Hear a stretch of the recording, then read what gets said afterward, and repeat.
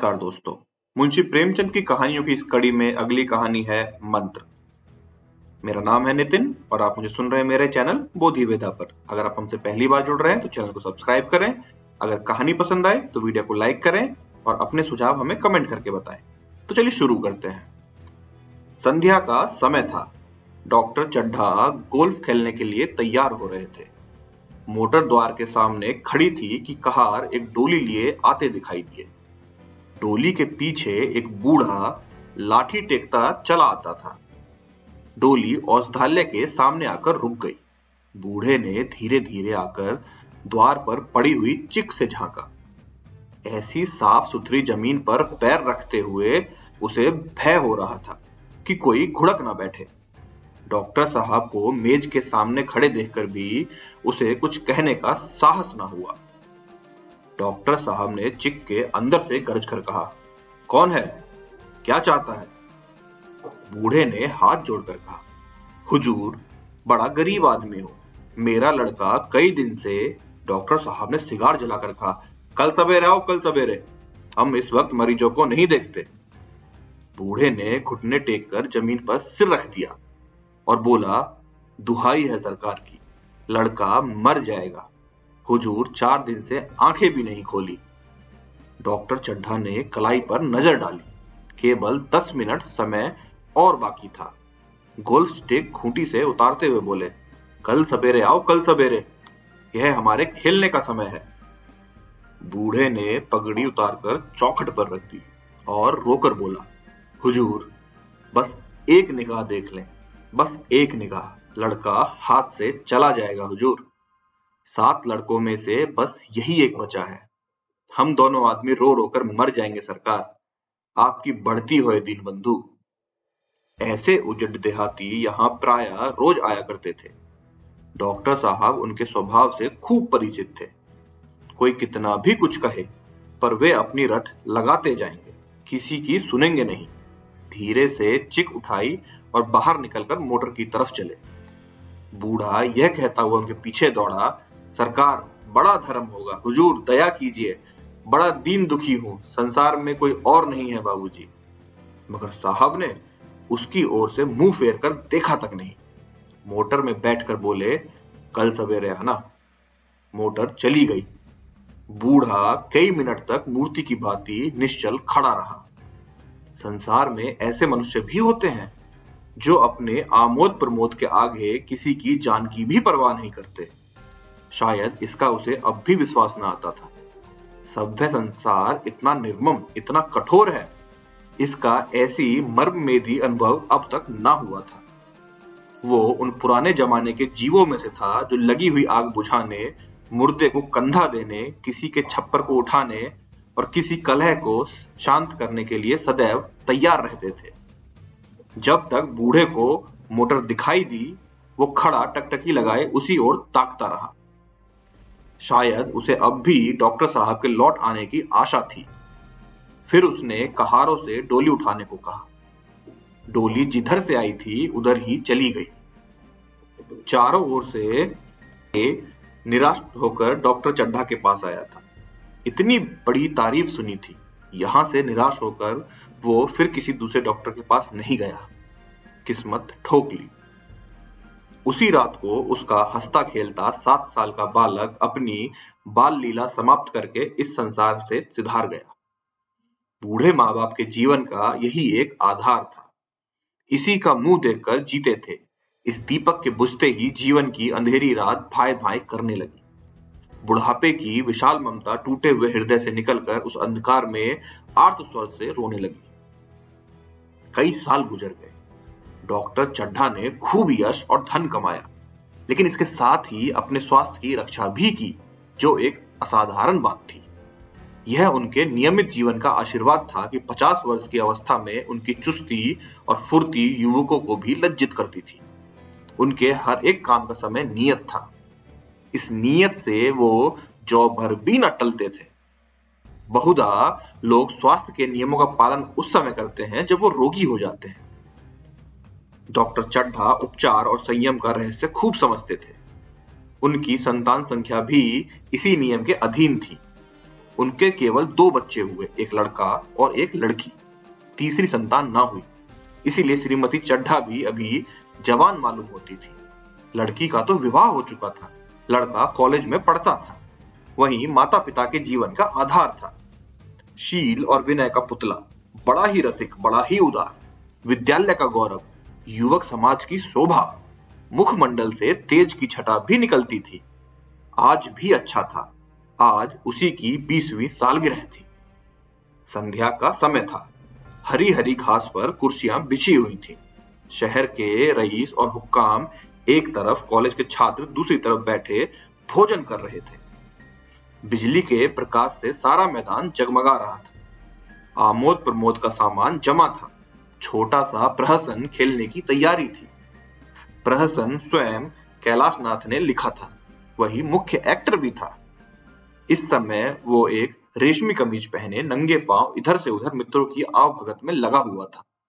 कोई पुकारता, कैलाश जरा इधर आना। कोई पुकारता, कैलाश क्या उधर ही रहोगे। सभी उसे छेड़ते थे, चुगले करते थे। बेचारे को जरा दम मारने का भी अवकाश न मिलता था। सहसा एक रमणी ने उसके पास आकर कहा, क्यों कैलाश, तुम्हारे सांप कहाँ हैं? जरा मुझे भी तो दिखा दो। कैलाश ने उससे हाथ मिलाकर कहा, मृणालिनी, इस वक्त क्षमा करो, कल दिखा दूंगा। मृणालिनी ने आग्रह किया, जी नहीं, तुम्हें दिखाना पड़ेगा, मैं आज नहीं मानने वाली। तुम रोज कल कल करते रहते हो। उसने और कैलाश दोनों सहपाठी थे और एक दूसरे के प्रेम में पड़े हुए थे। कैलाश को सांपों के पालने, खिलाने और नचाने का शौक था। तरह तरह से सांप पाल रखे थे। उनके स्वभाव और चरित्र की परीक्षा करता रहता था। थोड़े दिन हुए उसने विद्यालय में सांपों पर एक मार्के का व्याख्यान दिया था। सांपों को नचाकर दिखाया भी था। प्राणी शास्त्र के बड़े बड़े पंडित भी यह व्याख्यान सुनकर दंग रह गए थे। ये विद्या उसने एक बूढ़े सपेरे से सीखी थी। सांपों की जड़ी बूटियां जमा करने का उसे मरण था। इतना पता भर मिल जाए कि किसी व्यक्ति के पास कोई अच्छी बड़ी संख्या है, फिर उसे चैन ना आता, उसे लेकर ही छोड़ता। यही व्यसन है। इस पर हजारों रुपए फूंक चुका था। मृणालिनी कई बार आ चुकी थी, पर कभी सांपों को देखने के लिए इतनी उत्सुक ना हुई। कह नहीं सकते आज उसकी उत्सुकता सचमुच जाग गई थी, या वो कैलाश पर अपने अधिकार का प्रदर्शन करना चाहती थी। उसका आग्रह बेमौका था। उस कोठरी में कितनी भीड़ लग जाएगी। भीड़ को देखकर सांप कितने चौंकेंगे और रात के समय उन्हें छेड़ा जाना कितना बुरा लगेगा। इन बातों का उसे जरा भर भी ध्यान ना आया। कैलाश ने कहा, नहीं, कल जरूर दिखा दूंगा। इस वक्त अच्छी तरह दिखा भी तो ना सकूंगा। कमरे में तिल रखने की जगह नहीं मिलेगी। एक महाशय ने छेड़कर कहा, दिखा क्यों नहीं देते जी, जरा सी बात के लिए इतना टाल मटोल कर रहे हो। मिस गोविंद, हरगिज ना मानना। जैसे देखना है देखे बिना रह मत जाना, और हम भी देखें कैसे नहीं दिखाते। दूसरे महाशय ने और रद्दा चढ़ाया, मिस गोविंद इतनी सीधी और भोली हैं, तभी आप इतना मिलान करते हैं। दूसरी सुंदरी होती तो इस बात पर बिगाड़ खाती होती। तीसरे साहब ने मजाक उड़ाया, अजीब बोलना छोड़ देती, भला कोई बात है। इस पर आपको दावा है कि मृणालिनी के लिए जान हाजिर है। मृणालिनी ने देखा कि ये सौदे उसे चंग पर चढ़ा रहे हैं, तो बोली, आप लोग मेरी वकालत ना करें, मैं खुद अपनी वकालत कर लूंगी। मैं इस वक्त सांपों का तमाशा नहीं देखना चाहती, चलो छुट्टी हुई। इस पर मित्रों ने ठट्ठा लगाया। एक साहब बोले, देखना तो आप सब कुछ चाहें, पर कोई दिखाए भी तो। कैलाश को मृणालिनी की छपी हुई सूरत देखकर मालूम हुआ कि इस वक्त उसका इनकार वास्तव में उसे बुरा लगा है। ज्यों ही प्रतिभोज समाप्त हुआ और गाना शुरू हुआ, उसने मृणालिनी और अन्य मित्रों को सांपों के दरबे के सामने ले जाकर महुअर बजाना शुरू किया। फिर एक एक खाना खोलकर एक एक सांप को निकालने लगा। वाह, क्या कमाल था। ऐसा जान पड़ता था कि ये कीड़े उसकी एक एक बात, उसके मन का एक एक भाव समझते थे। किसी को उठा लिया, किसी की गर्दन में डाल लिया, किसी को हाथ में लपेट लिया।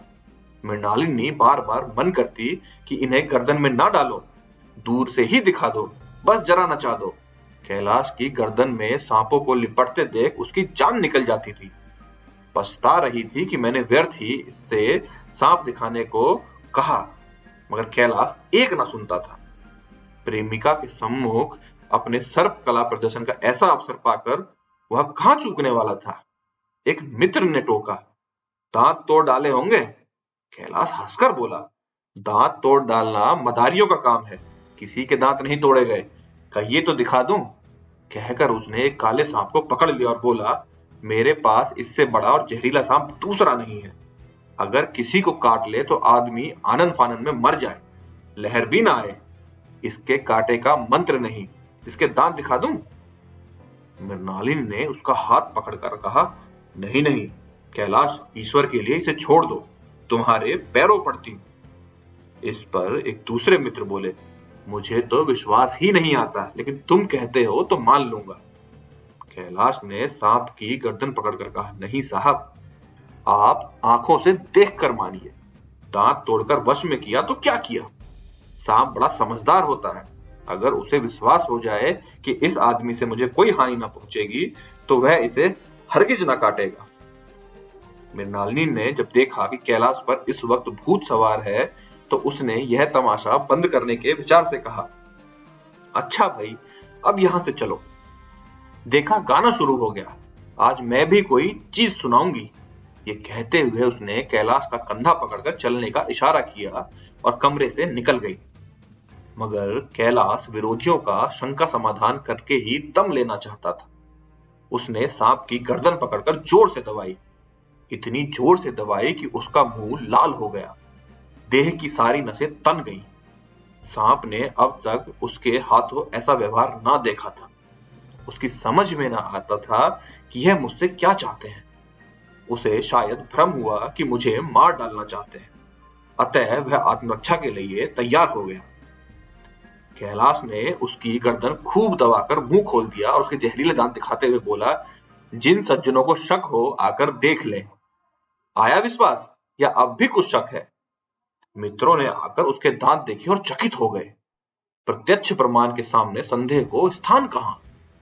मित्रों की शंका निवारण करके कैलाश ने सांप की गर्दन ढीली कर दी और उसे जमीन पर रखना चाहा, पर वह काला गेहूं क्रोध से पागल हो रहा था। गर्दन नरम पड़ते ही उसने सिर उठाकर कैलाश की उंगली में जोर से काटा और वहां से भाग गया। कैलाश की उंगली से टप टप खून टपकने लगा। उसने जोर से उंगली दबा ली और अपने कमरे की तरफ दौड़ा। वहां मेज की दराज में एक जड़ी रखी हुई थी, जिसे पीसकर लगा लेने से घातक विष भी रफू हो जाता था। मित्रों में हलचल पड़ गई। बाहर महफिल में भी खबर हुई। डॉक्टर साहब घबरा कर दौड़े। फौरन उंगली की जड़ कसकर बांध दी गई और जड़ी पीसने के लिए दे दी गई। डॉक्टर साहब जड़ी के कायल न थे। वह उंगली पर डसा भाग नस्तर से काट देना चाहते थे, मगर कैलाश को जड़ी पर पूर्ण विश्वास था। मृणालिनी पियानो पर बैठी हुई थी। यह खबर सुनते ही दौड़ी और कैलाश की उंगली से टपकते हुए खून को रुमाल से पोंछने लगी। जड़ी पीसी जाने लगी, पर उसी एक मिनट में कैलाश की आंखें झपकने लगी, होठों पर पीलापन दौड़ने लगा, यहां तक कि वह खड़ा तक न रह सका, फर्श पर बैठ गया। सारे मेहमान कमरे में जमा हो गए। कोई कुछ कहता था तो कोई कुछ। इतने में जड़ी पीसकर आ गई। मृणालिनी ने उंगली पर लेप किया। 1 मिनट और बीता। कैलाश की आंखें बंद हो गईं। वह लेट गया और हाथ से पंखा झलने का इशारा किया। मां ने दौड़कर उसका सर गोद में रख लिया और बिजली का टेबल फैन लगा दिया। डॉक्टर साहब ने झुककर पूछा, कैलाश, कैसी तबीयत है? कैलाश ने धीरे से हाथ उठा दिया, पर कुछ बोल ना सका। मृणालिनी ने करुण स्वर में कहा, क्या जड़ी कुछ असर ना करेगी? डॉक्टर साहब ने सिर पकड़कर कहा, क्या बतलाऊं, मैं इसकी बातों में आ गया। अब तो नस्तर से भी कुछ फायदा ना होगा। आधे घंटे तक यही हाल रहा।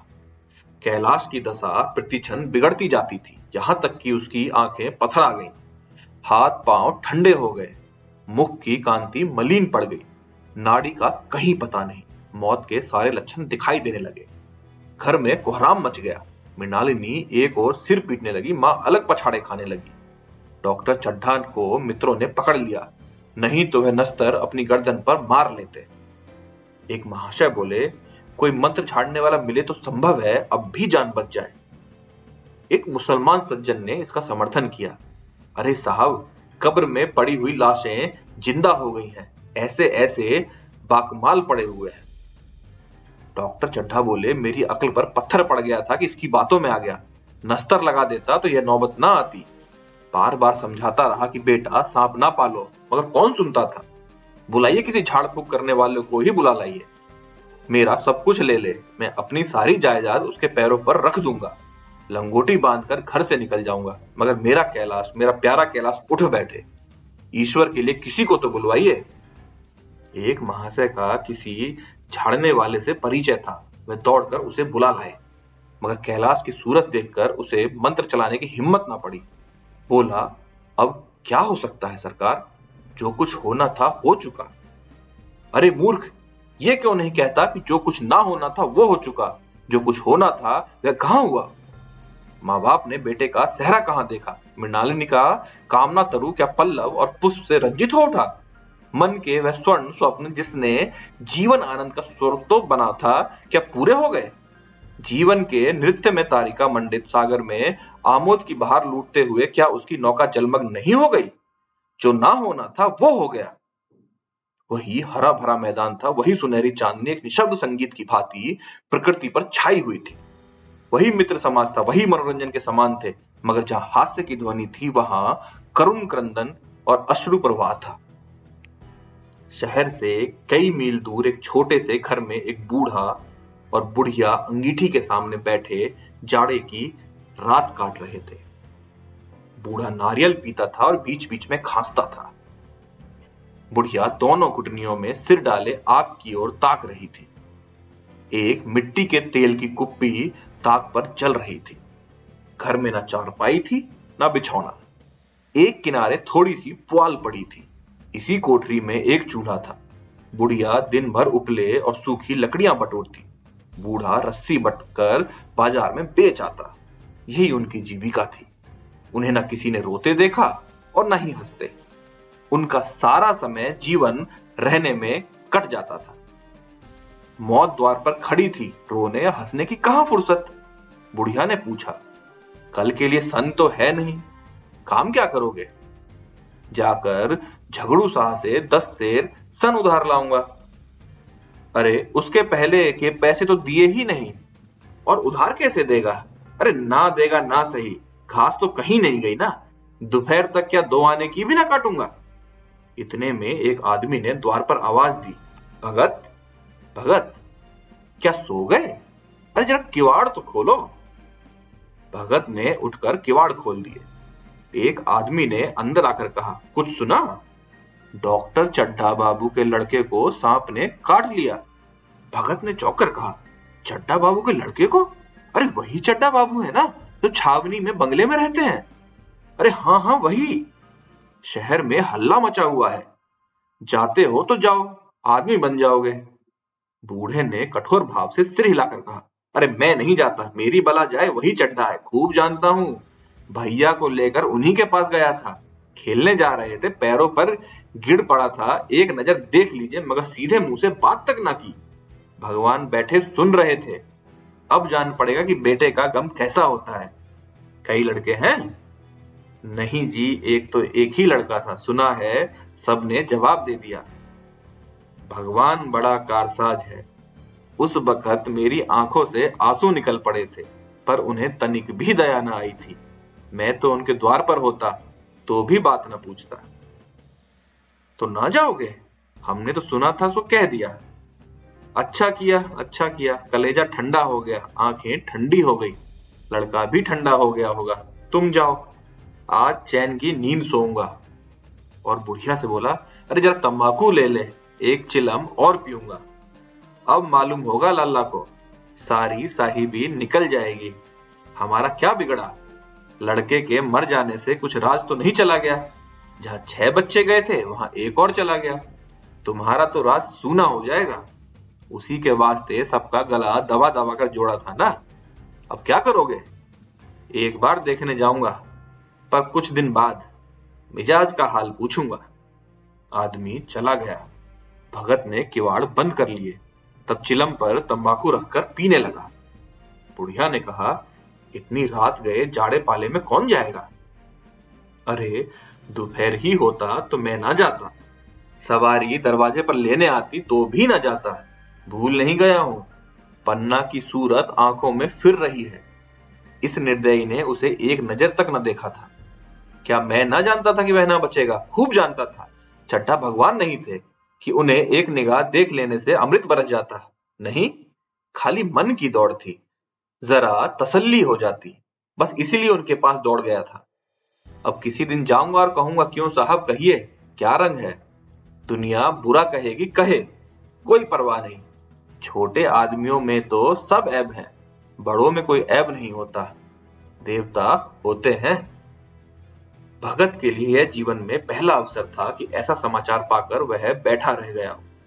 80 वर्ष के जीवन में ऐसा कभी ना हुआ था कि सांप की खबर पाकर वह दौड़ न गया हो। माघ पूस की अंधेरी रात, चैत बैसाख की धूप और लू, सावन भादो की चढ़ी हुई नदी और नाले, किसी की उसने कभी परवाह न की थी। वह तुरंत घर से निकल पड़ता था, निस्वार्थ, निष्काम। लेन देन का विचार कभी दिल में ना आया। यह सकाम ही ना था। जान का मूल्य कौन दे सकता है? यह एक पुण्य कार्य था। सैकड़ों निराशों को उसने मंत्रों ने जीवन दान दे दिया था, पर आप वह घर से कदम नहीं निकाल सका। यह सुनकर सोने जा रहा था।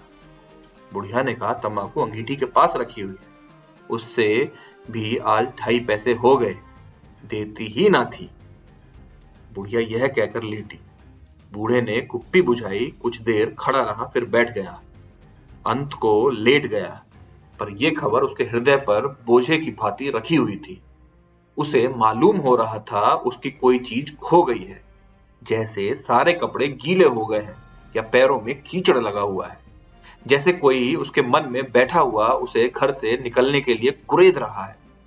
बुढ़िया जरा देर में खर्राटे लेने लगी।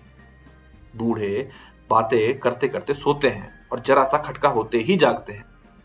तब भगत उठा, अपनी लकड़ी उठा ली और धीरे से किवाड़ खोले। बुढ़िया ने पूछा, कहाँ जाते हो? अरे कहीं नहीं, देखता था कि कितनी रात है। अभी बहुत रात है, सो जाओ। नींद नहीं आती। अरे नींद काहे को आएगी, मन में तो चड्ढा के घर पर लगा हुआ है। चड्ढा ने मेरे साथ कौन सी नेकी कर दी थी जो वहां जाऊं? वो आकर पैरों पड़े तो भी ना जाऊं। उठे तो तुम इसी इरादे से हो? अरे नहीं री, ऐसा पागल नहीं हूं कि जो मुझे कांटे बोए उसके लिए फूल बोता फिरूं। बुढ़िया फिर सो गई। भगत ने किवाड़ लगा दिए और फिर आकर बैठा, पर उसके मन की कुछ ऐसी दशा थी जो बाजे की आवाज कान में पड़ते ही उपदेश सुनने वाली की होती है। चाहे आंखें चाहे उपदेशक की ओर हो, पर कान बाजे की ओर ही होते हैं। दिल में भी बाजे की ध्वनि गूंजती रहती है। शर्म के मारे जगह से नहीं उठता। निर्दयी प्रतिघात का भाव भगत के लिए उपदेशक था, पर हृदय पर अभागे युवक की ओर था, जो इस समय मर रहा था, जिसके लिए एक एक पल का विलंब घातक था। उसने फिर किवाड़ खोले, इतने धीरे से कि बुढ़िया को खबर भी न हुई। बाहर निकल आया। उसी वक्त गांव को चौकीदार गश्त लगा रहा था। बोला, कैसे उठे भगत? आज तो बड़ी सर्दी है, कहीं जा रहे हो क्या? भगत ने कहा, नहीं जी, जाऊंगा कहां, देखता था अभी कितनी रात है। भला कै बजे होंगे? चौकीदार बोला, 1 बजा होगा और क्या। अभी थाने से आ रहा था तो डॉक्टर चड्ढा बाबू के बंगले पर बड़ी भीड़ लगी थी। उनके लड़के का हाल तो तुमने सुना होगा, कीड़े ने छू लिया है। चाहे मर भी गया हो, तुम चले जाओ तो शायद बच जाए। सुना है इस 1000 तक देने को तैयार है। भगत बोला, मैं तो ना जाऊं, पर वह 10 लाख भी दे तो भी ना जाऊं। मुझे 10,000 या 10 लाख लेकर करना क्या है? कल मर जाऊंगा, फिर कौन भागने वाला है मेरे इन 10 लाख को? चौकीदार चला गया। भगत ने आगे पैर बढ़ाया। जैसे नशे में आदमी की देह अपने काबू में नहीं रहती, पैर कहीं रखता है, पड़ता कहीं है, कहता कुछ है, जबान से निकलता कुछ है। वही हाल इस समय भगत का था। मन में प्रतिकार था, पर कर्म मन के अधीन ना था। जिसने कभी तलवार नहीं चलाई, वह इरादा करने पर भी तलवार नहीं चला सकता। उसके हाथ कांपते हैं, उठते ही नहीं। भगत लाठी खटखट करता लपका चला जाता था। चेतना रोकती थी, पर उपचेतना ठेलती थी। सेवक स्वामी पर हावी था। आधी रात निकल जाने के बाद सहसा भगत रुक गया। हिंसा ने क्रिया पर विजय पाई। मैं यूं ही इतनी दूर चला आया। इस जाड़े पाले में मरने की मुझे क्या पड़ी थी। आराम से सोया क्यों नहीं। नींद ना आती ना सही, दो चार भजन ही गाता। व्यर्थ इतनी दूर दौड़ा आया। चड्ढा का लड़का रहे या मरे मेरी बला से। मेरे साथ उन्होंने ऐसा कौन सा सलूक किया था कि मैं उनके लिए मरूं। दुनिया में हजारों मरते हैं, हजारों जीते हैं, मुझे किसी के मरने जीने से क्या मतलब। मगर उपचेतन ने अब एक दूसरा रूप धारण किया, जो हिंसा से बहुत कुछ मिलता जुलता था।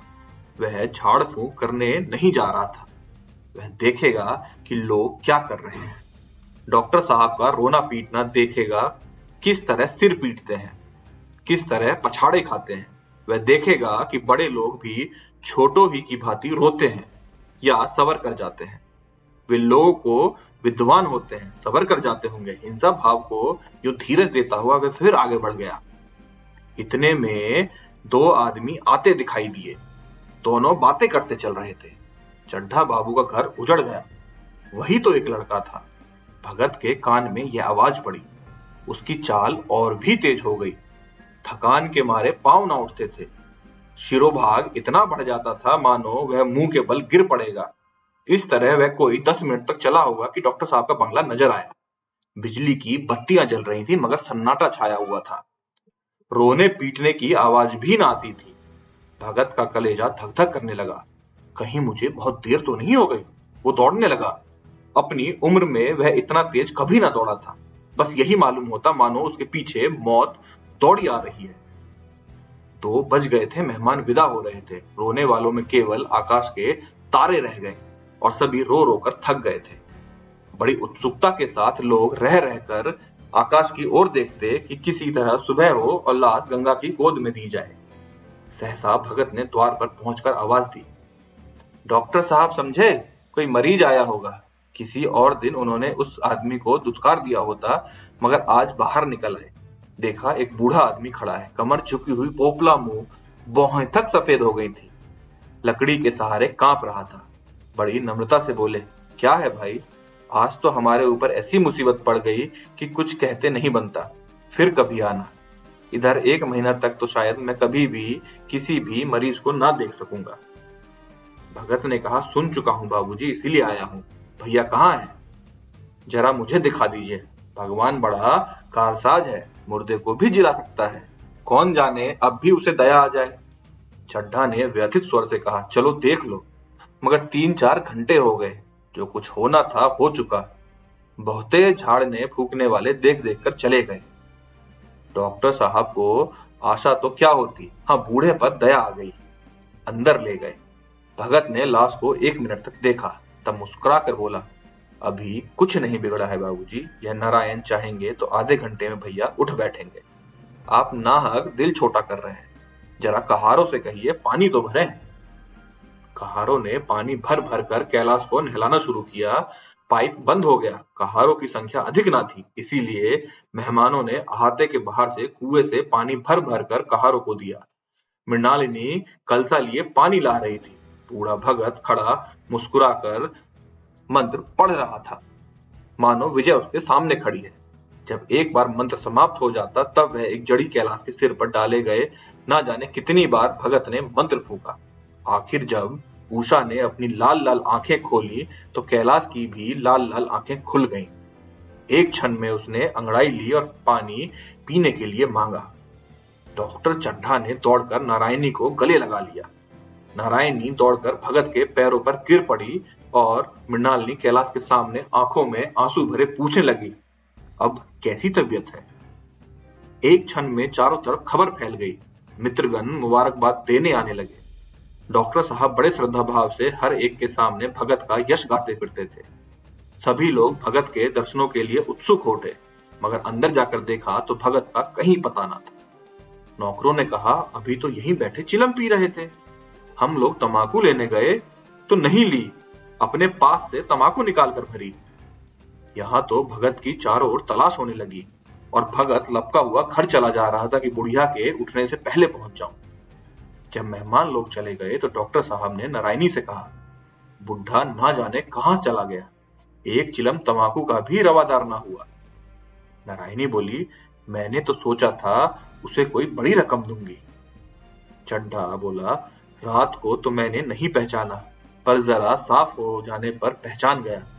एक बार ये एक मरीज को लेकर आया था। मुझे अब तक याद आता है कि मैं खेलने जा रहा था और मरीज को देखने से इनकार कर दिया। आप उस दिन की बात याद करके मुझे जितनी गिलानी हो रही है उसे प्रकट नहीं कर सकता। मैं उसे अब खोज निकालूंगा और उसके पैरों पर गिरकर अपना अपराध क्षमा करवाऊंगा। वह कुछ लेगा नहीं, यह जानता हूं। उसका जन्म यश की वर्षा करने के लिए ही हुआ है। उसकी सज्जनता ने मुझे ऐसा आदर्श दिखा दिया जो अब से जीवन पर्यंत मेरे सामने रहेगा। धन्यवाद। अगर आपको ये वीडियो पसंद आई हो, चैनल को सब्सक्राइब करें, लाइक करें, कमेंट करें। Thank you so much for the support.